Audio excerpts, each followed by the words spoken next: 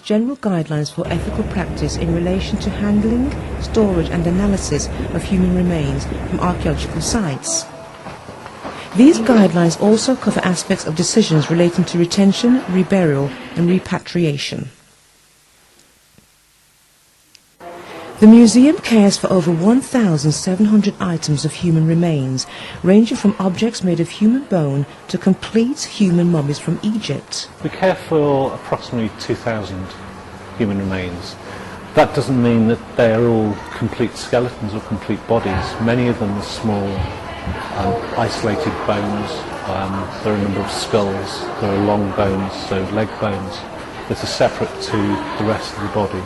So there's about 2,000 items of human remains, but in terms of number of individuals they cover, we're not actually sure. The Manchester Museum has in the past unconditionally repatriated indigenous human remains to Australia and New Zealand and fully recognises the claims of originating communities and descendants in these instances.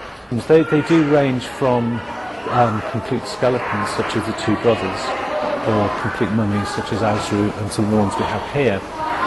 But we also have human remains in the Living Cultures collection, which are items made from human bone or from human hair. So we have long bones that have been made into spoons or daggers or other implements which we classify as human remains. Some other museums don't treat them in the same way that we do.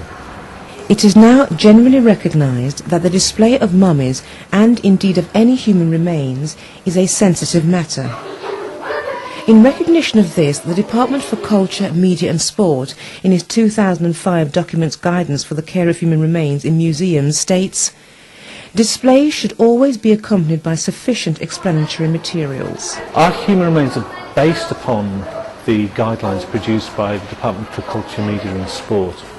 But they're only based upon that. They take into account the specific circumstances and relationships this museum has and has had with communities in Australia and New Zealand.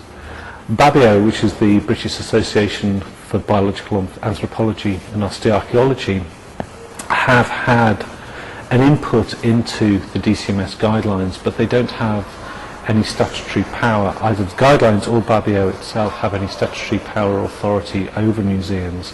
So it's up to museums to make